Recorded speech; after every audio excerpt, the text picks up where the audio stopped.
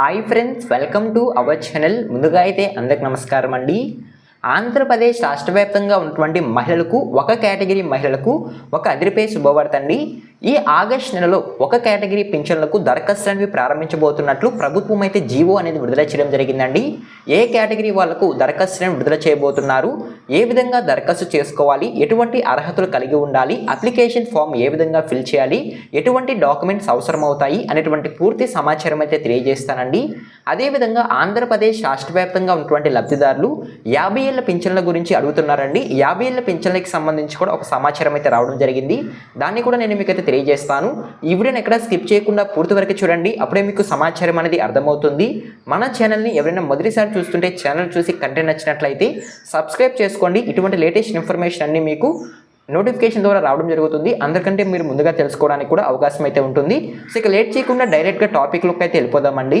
టాపిక్లో భాగంగా ముందుగా చూసుకున్నట్లయితే ఆంధ్రప్రదేశ్ రాష్ట్ర వ్యాప్తంగా ఉన్నటువంటి మహిళలకు, ఒక కేటగిరీ మహిళలకు ఈ ఆగస్టు నెలలో దరఖాస్తులను ప్రారంభించబోతున్నట్లయితే సమాచారం అండి. కొత్త పింఛన్ల కొరకైతే ఆ కేటగిరీ వాళ్ళు ఎవరు అనే విషయానికి కనుక వచ్చినట్లయితే, భర్త మరణించినటువంటి మహిళలు ఎవరైతే ఉంటారో ఆంధ్రప్రదేశ్ రాష్ట్ర వ్యాప్తంగా వారికి కొత్త పెన్షన్స్కి అయితే అవకాశం అయితే ఏపీ ప్రభుత్వం అయితే కల్పించబోతున్నట్లయితే సమాచారం అండి.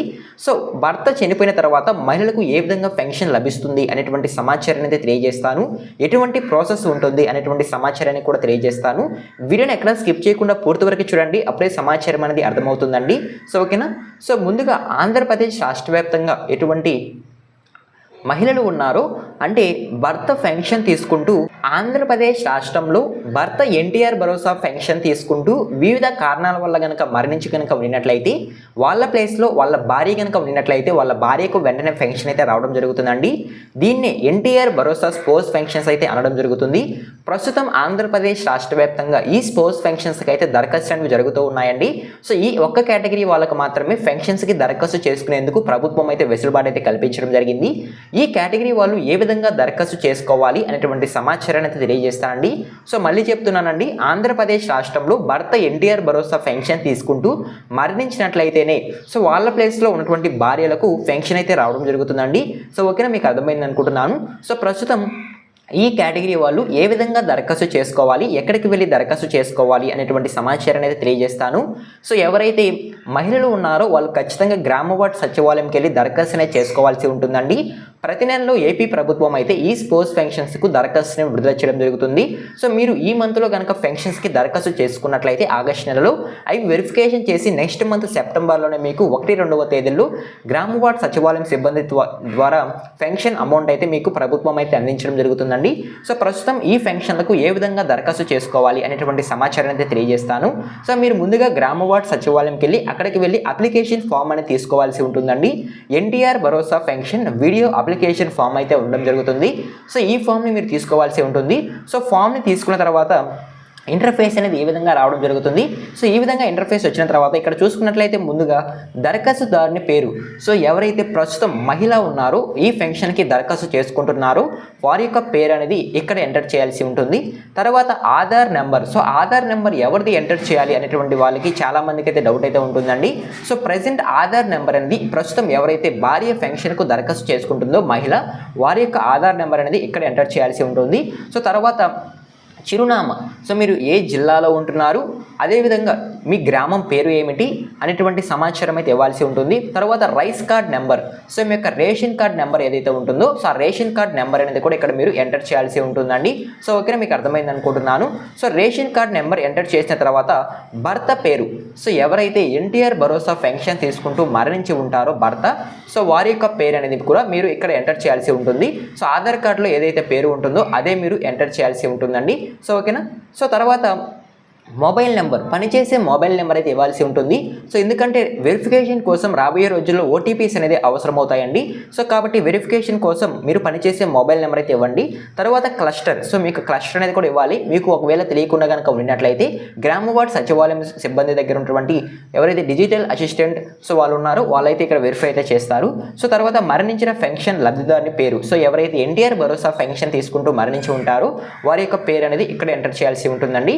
మరణించిన తేదీ, ఏ తేదీన మరణించారు, వారి యొక్క ఆధార్ కార్డ్ నెంబర్, సో భర్త యొక్క ఆధార్ నెంబర్ అనేది ఇక్కడ ఎంటర్ చేయాల్సి ఉంటుంది. తర్వాత మరణ ధృవీకరణ రిజిస్ట్రేషన్ నెంబర్, సో ఇది డెత్ సర్టిఫికేట్లు అయితే ఉంటుందండి, దాన్ని మీరు ఇక్కడ తీసుకొచ్చి ఎంటర్ చేయండి. పెన్షన్ రకం, ఎటువంటి పెన్షన్ తీసుకుంటూ మరణించారు అనేటువంటి పెన్షన్ రకం అనేది కూడా ఇక్కడ ఎంటర్ చేయాల్సి ఉంటుంది. పెన్షన్ ఐడి, పెన్షన్ గుర్తింపు కార్డులో పెన్షన్ ఐడి అయితే ఉంటుంది, దాన్ని కూడా ఎంటర్ చేయాల్సి ఉంటుంది. సో ఎంటర్ చేసిన తర్వాత దరఖాస్తుదారుని సంతకం.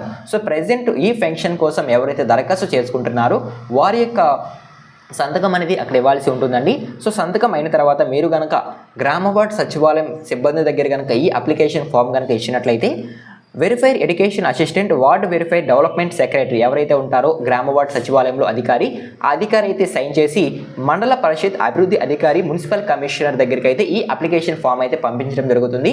మండల స్థాయిలో ఉన్నటువంటి అధికారులు ఈ అప్లికేషన్ ఫామ్ని ఫిల్ చేసి అర్హత కనుక కలిగి కనుక ఉన్నట్లయితే మీకు వెంటనే పెన్షన్ అయితే శాంక్షన్ చేయడం జరుగుతుంది. ప్రజెంట్ మీరు ఆగస్టు నెలలో కనుక పెన్షన్కి దరఖాస్తు చేసుకున్నట్లయితే మీకు నెక్స్ట్ మంత్ అంటే సెప్టెంబర్లోనే మీకు ఈ పెన్షన్స్ అయితే రావడం జరుగుతుందండి.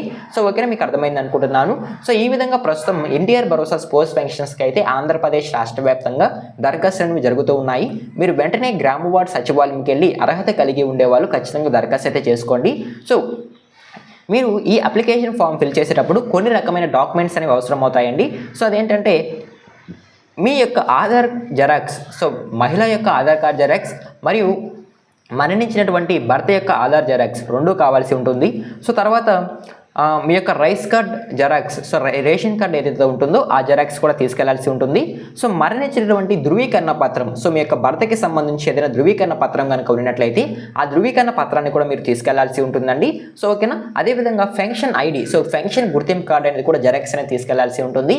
ఈ రకమైన డాక్యుమెంట్స్తో మీరు గ్రామ వార్డ్ సచివాలయంకి వెళ్ళి ఈ స్పోర్ట్స్ పెన్షన్స్కి అయితే దరఖాస్తు అనేది చేసుకోవచ్చండి. సో ఓకేనా, అదేవిధంగా 50 ఏళ్ల పింఛన్లకు దరఖాస్తులు ఎప్పటి నుంచి ప్రారంభించబడతాయి అనేది చాలా మంది అడుగుతున్నారు. ప్రస్తుతానికి 50 ఏళ్ల పింఛన్లకు ఏపీ రాష్ట్ర ప్రభుత్వం నుంచి ఎటువంటి సమాచారం అయితే లేదండి. సో రాబోయే రోజుల్లో ఖచ్చితంగా 50 ఏళ్ల పింఛన్లకు దరఖాస్తులను ప్రారంభించడం జరుగుతుందని మనకి సమాచారం అయితే రావడం జరిగింది. ఇప్పట్లో ప్రారంభిస్తున్నాము, ఈ తేదీన ప్రారంభిస్తున్నాము అనేటువంటి సమాచారం అయితే ఇవ్వలేదు. సో ఓకేనా, రాబోయే రోజుల్లో ఏమైనా అప్డేట్ కనుక వచ్చినట్లయితే నేను వెంటనే తెలియజేస్తాను. అవన్నీ మీరు మిస్ అవ్వకుండా ఉండాలంటే మన ఛానల్ని సబ్స్క్రైబ్ చేసుకొని పక్కనే ఉన్న బెల్ ఐకాన్ ఆన్లో పెట్టుకోండి. ఈ ఇన్ఫర్మేషన్ కనుక మీకు నచ్చినట్లయితే లైక్ చేయండి. ఇలాంటి లేటెస్ట్ ఇన్ఫర్మేషన్ అప్డేట్స్ కొరకు మన ఛానల్ని సబ్స్క్రైబ్ చేసుకుని పక్కనే ఉన్న బెల్ ఐకాన్ ఆన్లో పెట్టుకోండి. ఈ వీడియో మీరు ఎన్ని వరకు చూసినా థ్యాంక్ యూ ఫర్ వాచింగ్ అండి.